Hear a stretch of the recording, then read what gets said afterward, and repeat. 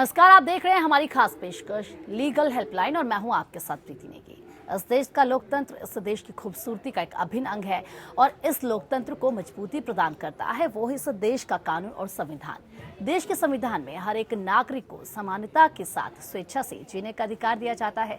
कानूनी पेचीदगियों के चलते कई बार लोगों को न्याय नहीं मिल पाता है। लोगों को उनके हक और कानून के बारे में जानकारी नहीं होती, वो न्याय के लिए भटकते रहते हैं। इसी अंतर को दूर करने के लिए हमने इंडिया लीगल रिसर्च फाउंडेशन के इनिशिएटिव लीगल हेल्पलाइन में कानूनी सलाहकार से आपकी समस्या का निदान करने की कोशिश करते हैं। आज हम बात करेंगे क्या है राष्ट्रीय सुरक्षा अधिनियम। इस विषय में अगर किसी भी तरह की कोई कानूनी समस्या है तो आप हमारे कानूनी सलाहकार से पूछ सकते हैं। हमारे साथ इस खास कार्यक्रम के माध्यम से जुड़ सकते हैं, अपना सवाल हमसे कर सकते हैं और 2 नंबर आपकी टीवी स्क्रीन पर दिखाए जा रहे हैं। किसी भी एक नंबर पर कॉल कीजिए और आप कि अगर कोई समस्या है उसका निदान भी हमारे कानूनी सलाहकार आपको जरूर देंगे। अगर आप परेशान हैं और आपकी समस्या का समाधान आपको नहीं मिल पा रहा, कोई और भी आपकी कानून से जुड़ी समस्या है जिसका काफी वक्त से आप निदान करने की कोशिश करें, लेकिन अगर आपकी समस्या दूर नहीं हो रही तो आप परेशान मत होइए और हमें सीधा कॉल कीजिए और आपके हर समस्या का निदान हमारे कानूनी सलाहकार आपको देंगे।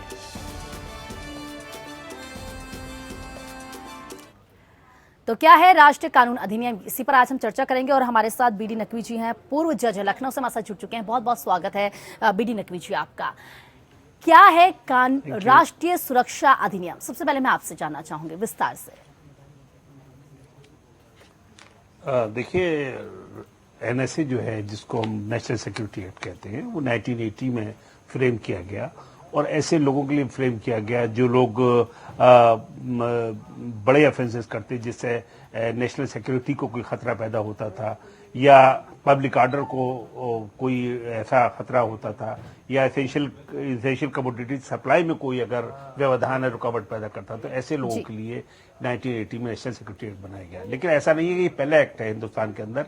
अंग्रेजों के जमाने में भी ब्रिटिश गवर्नमेंट ने भी रॉलेट एक्ट बनाया और 1818 में एक एक्ट बनाया जो उसको डिटेन करके लोगों को जेलों में डाल देते थे। तो उसके बाद फिर 1950 में एक एक्ट बना जो हमारी सरकार ने बनाया हिंदुस्तान आजाद होने के बाद। वो एक्ट चला, 1969 में वो रिपील हो गया और उसके बाद एक मिसेस गांधी के दौर हुकूमत में बीसा, जिसको हमने कहा, उसको बीसा कहते थे, वो बना। लेकिन वो जनता पार्टी की सरकार ने उसको रिपील कर दिया और 1980 में फिर ये नेशनल सिक्योरिटी एक्ट बना। इसके अंदर जो खास प्रोविजन है वो ये है कि कोई भी person, any person who has been detain under national security act may be detain for year, 1 साल तक जो है उसको डिटेंशन हो सकता है और 3-3 महीने से बढ़ा कर उसको करते हैं तो वो साल भर तक उसका बेल सस्पेंड रहती है, उसको रिलीज नहीं किया जाएगा। ये ऐसे लोगों के लिए है जो हमारे समाज के लिए, हमारे देश के लिए ऐसे एलिमेंट खतरा पैदा करती है, ऐसे लोगों के लिए। जी बीडी नकवी जी, क्योंकि जो ये कानून है, क्या इसमें सरकार अगर लगे किसी पर संदेह हो तो किसी भी संदिग्ध व्यक्ति की सीधे गिरफ्तारी का आदेश इसमें दिया जाता है? जी, अगर किसी पर मानो ये है कि ये संदिग्ध है, किसी तरीके का संदेह किसी व्यक्ति पर है, तो क्या जो सरकार है वो सीधे उसकी गिरफ्तारी का आदेश भी इसमें दे सकती है? देखिए, कोई भी संदिग्ध व्यक्ति वो मैंने कहा नहीं कि 2-3 चीजों के लिए क्वालिफाई करेगा। वो नेशनल सिक्योरिटी के लिए डेंजर हो, पब्लिक ऑर्डर के लिए डेंजर हो, या वो ऐसा व्यक्ति, जैसे आपने देखा कि बहुत से ऐसे लोग होते हैं जो काउंटरफीट कॉइनिंग में सप्लाई के रैकेट का हिस्सा होते हैं, जो बड़ी ड्रग्स के हैंडलर्स होते हैं, जो इनफैक्ट कुछ लोगों को इस्तेमाल करते हैं। ऐसे लोग जो बड़े ऑफेंडर्स हैं, ये उनके लिए एक्ट बनाया गया है। ये छोटे ऑफेंसेस के लिए नहीं है, उसके लिए तो हमारी आईपीसी है, उसके लिए सीआरपीसी और हिंदुस्तान के कानून है जिसमें लोगों को डिटेन किया जाता है और उसकी एक रेगुलर सुनवाई होती है, उसमें बेल का राइट होता है। इसके अंदर ये बात है कि इसमें जो 1 साल तक हम उसको डिटेन कर सकते हैं, उसके बाद भी हम उसको डिटेन कर सकते हैं। ये ऐसे लोगों के लिए है, बड़े क्रिमिनल गैंगस्टर्स के लिए है, बड़े लोगों के लिए है, बड़े क्रिमिनल्स के लिए है। जी, और इसमें जो इसका दायरा है, इसमें जो विदेशी लोग हैं, जो विदेशी नागरिक मानो भारत आ जाते हैं, उनकी भी गिरफ्तारी का इसमें साफ तौर पर की जा सकती है। आवाज थोड़ी कम आ रही है, थोड़ा सा वॉल्यूम बढ़ा दें जरा। मैं जी, अभी आपको मेरी आवाज ढंग से आ रही है बीडी नकवी जी? सर सुन रहे हैं? जी, अब थोड़ा आई। अब जी जी जी जी सवाल करें। जी सर, मैं भी ये भी आपसे जानना चाहूंगी, क्योंकि जिस तरीके से हम चर्चा कर रहे हैं राष्ट्रीय सुरक्षा अधिनियम पर, क्या लगता है कि किस तरह के संशोधन की आवश्यकता है इसमें? अब देखिए, ये जो बात आप कह रही हैं, वाकई संशोधन की आवश्यकता है, इसमें कोई शक नहीं। क्योंकि कभी कभी ऐसा होता है कि इसके प्रोविजंस बहुत स्ट्रिंजेंट हैं, बहुत सख्त कानून है। उसके अंदर जो राइट ऑफ हियरिंग है बहुत लिमिटेड है। उसमें उसको लीगल असिस्टेंस का राइट नहीं है। जो आदमी डिटेन्ड है और उसको आपने अरेस्ट कर लिया, उसको डिटेन कर लिया और 5-7 दिन बाद उसको बताया गया उसके डिटेंशन के। लेकिन मैं ही समझता हूं जो इनोसेंट लोग ऐसे आ जाते हैं उनके लिए हियरिंग का जल्दी प्रावधान होना चाहिए कि उनको 15 दिन 20 दिन में हियरिंग एडवाइजरी बोर्ड से हो जानी चाहिए। क्योंकि उनकी हियरिंग जो एनएसए में होती है वो एक एडवाइजरी बोर्ड करता है, जो 3 लोग होते हैं। उसके अंदर चेयरमैन उसका हाईकोर्ट जज होता है उस कमेटी का, एडवाइजरी बोर्ड का। तो इसलिए उसमें अमेंडमेंट की जरूरत तो है, लेकिन यह है कि रिपोर्ट्स कैसी हों और ऐसे लोग जो इनोसेंटली फंस जाएं या माइनर क्रिमिनल। हमने देखा कि देखिए मिसयूज का आलम देखिए कि हमने हमारे उत्तर प्रदेश के अंदर एक काउ स्लॉटर के मामले में एनएसए इन्वोक कर लिया, मध्य प्रदेश सरकार ने ऐसा इन्वोक कर लिया। मैं समझता हूं कि ये मिसयूज की कैटेगरी में आता है। जी तो बिल्कुल, इसलिए अमेंडमेंट की जरूरत तो है। ठीक है सर, हम इसमें विस्तार से चर्चा करेंगे। बहुत महत्वपूर्ण ये टॉपिक है जिस पर हम चर्चा करें। और इसी बीच झारखंड से देवेंद्र कुमार पांडे हमारे साथ जुड़ चुके हैं, हमारे दर्शक हैं। स्वागत है आपका, बताइए क्या जानना चाहते हैं आप? मैडम, मेरा सवाल ये है कि मेरा 10 चेक जो है 10 चेक का पन्ना उस पर साइन किया हुआ मेरे पार्टनर के पास रह गया है, ब्लैंक। मैं फिर से चाहूंगी अपना सवाल दोहराइए, आपकी आवाज ढंग से नहीं आ रही हम तक। मेरा जो चेक है ना, चेक साइन किया हुआ जी, वो मेरे पार्टनर के पास रह गया है। तो और वो बोलता है कि आप हमारे पास नहीं है, तो हम क्या करें उसके लिए अगर वो गलत यूज कर दिया तो? जी ठीक है, हम बीडी नकवी जी से जान लेते हैं। बीडी नकवी जी। जी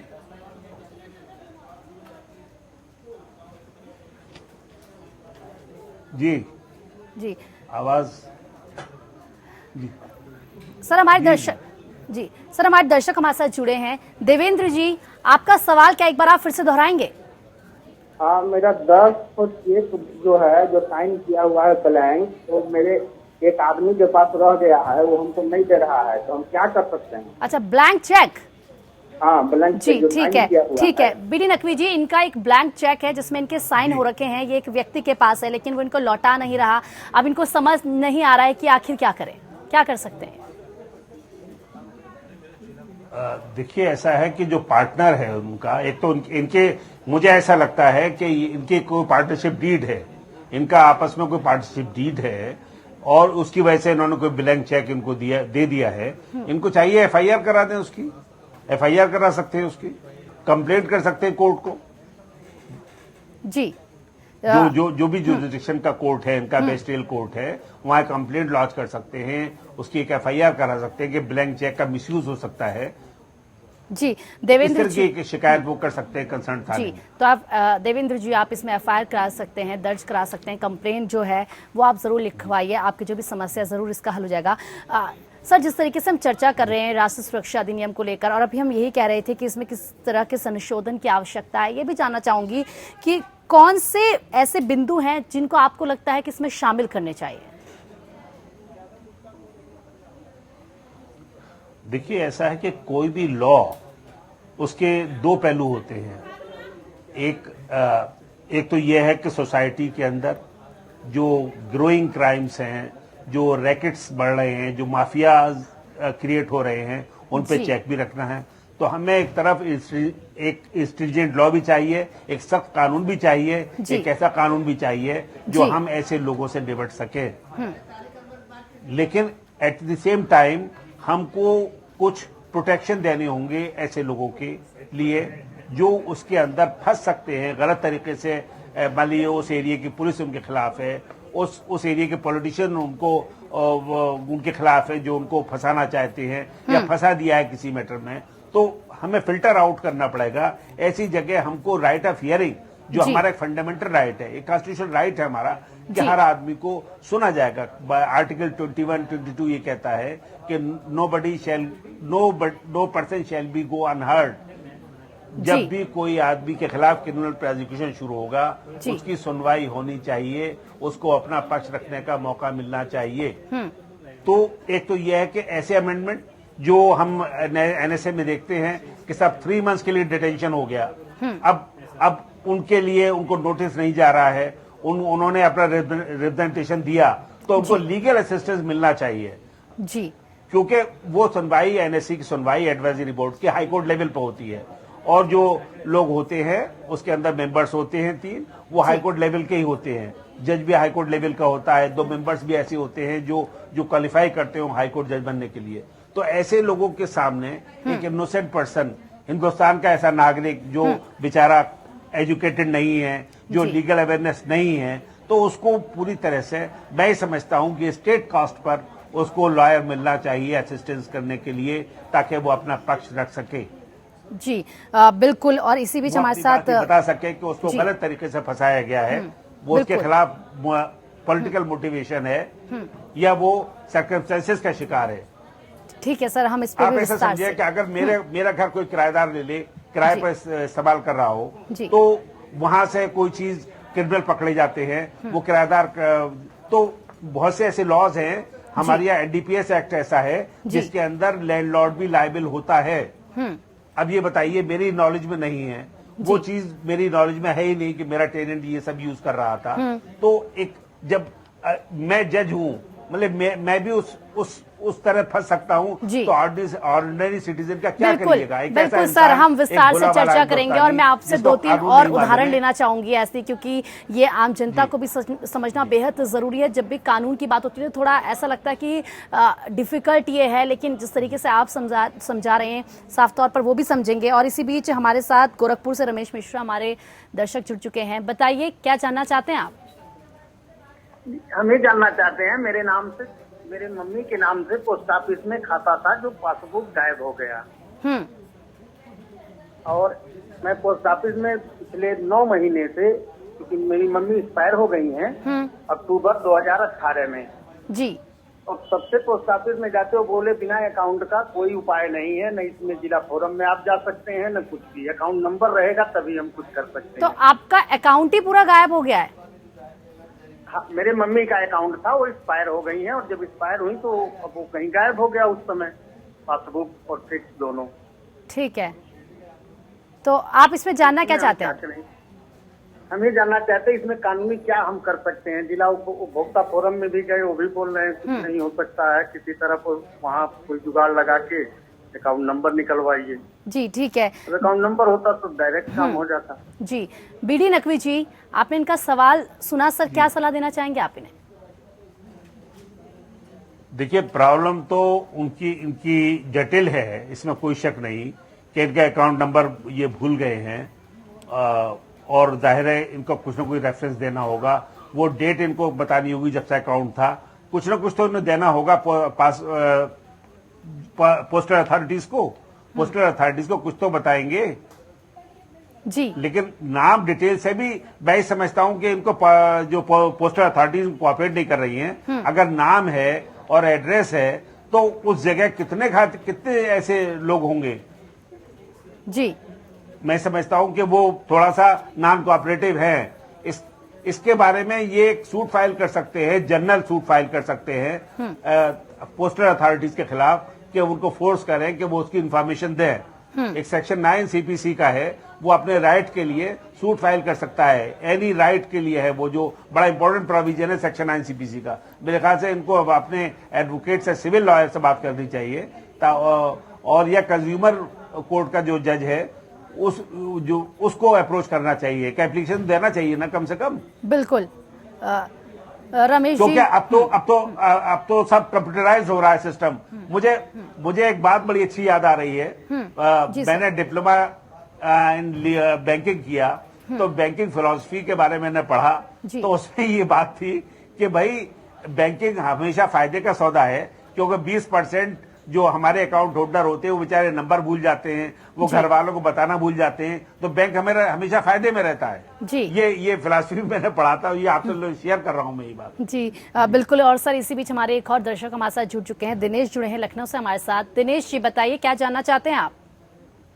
मेरा सवाल यह है कि सेशन कोर्ट में 498 का मामला चल रहा है, तो उसमें बहुत देर लग रही है, गवाह नहीं आ पा रहे हैं, मामला बहुत ज्यादा हेरेसमेंट हो रहा है हमारा। क्या हम 309 में जल्दी सुनवाई के लिए एप्लीकेशन डाल सकते हैं? जी, तो ठीक है। एप्लीकेशन क्या सादा कागज पे पड़ेगी या एफिडेविट देकर नोटिस कराकर डालनी होगी? जी, बीडी नकवी जी। जी देखिए, ये आपने बिल्कुल अच्छा सवाल किया, क्योंकि कोर्ट्स के अंदर ये देखा जा रहा है कि एविडेंस नहीं आती, विटनेसेस नहीं आते और केस लंबित रहता है। ये बिल्कुल एकदम बहुत, लेकिन ये जज जो है, जो प्रिजाइडिंग ऑफिसर है, उसको चाहिए कि वो वारंट, जो विटनेसेस हैं उनके नॉन बेलेबल वारंट इशू कराइए। आप सबसे अच्छी बात तो ये होगी, नॉन बेलेबल वारंट इशू कराइए और कोर्ट को ये रिक्वेस्ट करिए, कोर्ट से ये परसू करिए कि वो उस वारंट्स को उस डिस्ट्रिक्ट हेडक्वार्टर के एसपी को लेटर के साथ भेजे कि इनको गिरफ्तार करके इन गवाहों को भेजा जाए।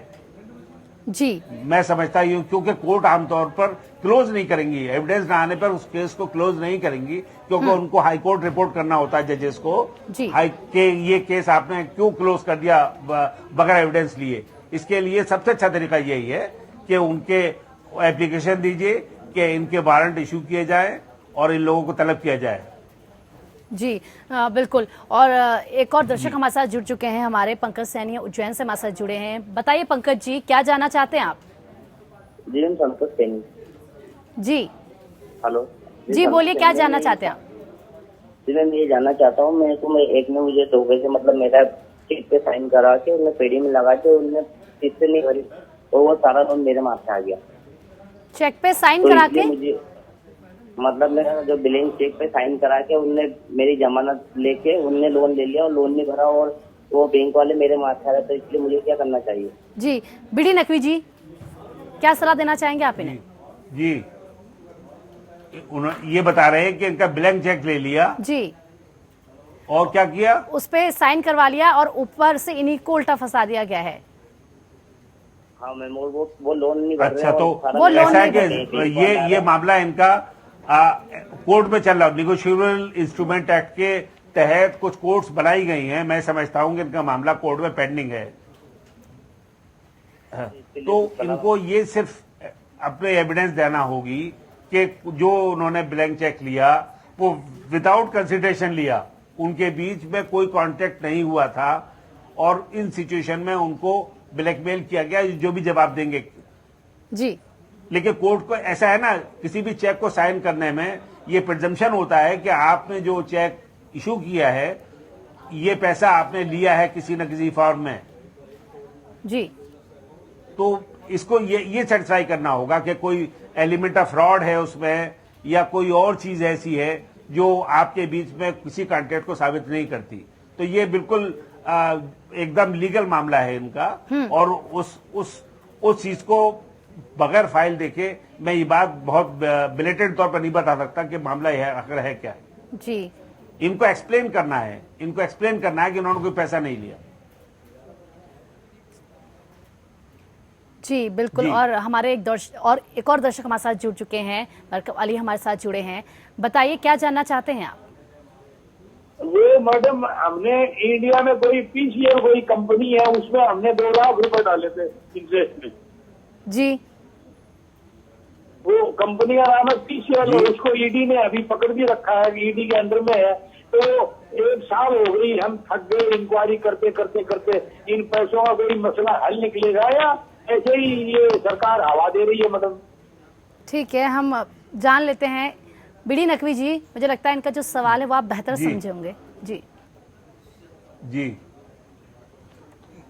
ईडी की बात कर रहे हैं, ये कुछ ईडी कंपनी में इन्होंने किसी शायद ये बता कंपनी में रहे हैं कि शायद उनका इन्वेस्टमेंट था किसी जी कंपनी बिल्कुल में। बिल्कुल। आप जरा एक्सप्लेन करें थोड़ा, इस सवाल मैं सुन नहीं पाया। जी, बरकत अली जी, आपका जो सवाल है, आप explain यही करें कह रहे हैं मैडम। कि आपने किसी कंपनी में पैसा इन्वेस्ट किया था और वो जो कंपनी है क्या हुआ उसमें आके, मतलब आप क्या जानना चाहते हैं? उसमें आपने ईडी का भी जिक्र किया है। मैडम उन्होंने 2 लाख के बॉन्ड दिए थे और अभी पूर्व जज साहब हैं लखनऊ से, नकवी साहब, मैं देख रहा हूँ टीवी पे प्रोग्राम, तो पैसे के लिए बोलते हैं ये तारीख तक मिलेगा, ये तारीख तक मिलेगा। ऐसे करते करते मैडम इन्होंने 5 साल जाया कर दिया, अभी तक तो कुछ मिला नहीं है। बीडी नकवी जी, शायद इनका किसी कंपनी में पैसा था और वो जो कंपनी है उससे इनको पैसा नहीं मिल पाया, इसी से संबंधित इनका सवाल है।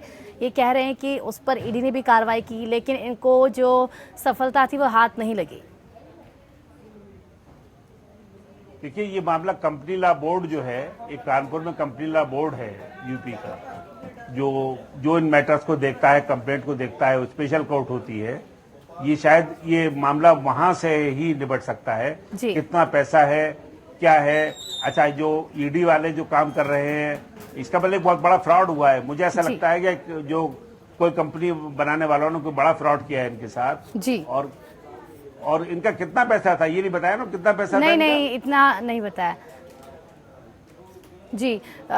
तो हमारे कंपनी लॉ बोर्ड है जी, वहाँ कंप्लेंट करनी चाहिए इनको। बिल्कुल, आप वहां पर कंप्लेंट कीजिए, क्योंकि जिस तरीके से हमारे दर्शक हम लगातार हमसे जुड़ रहे हैं, कॉल हमें कर रहे हैं, उनकी समस्या क्या होती है। और हमारे कानूनी सलाहकार बीडी नकवी जी हमारे साथ जुड़े हुए थे, उन्होंने हर जो दर्शक थे उनकी समस्या का समाधान किया। सर, हमारे साथ जुड़ने के लिए आपका बहुत बहुत शुक्रिया और हमारे दर्शकों की समस्या को दूर करने के लिए भी आपका शुक्रिया।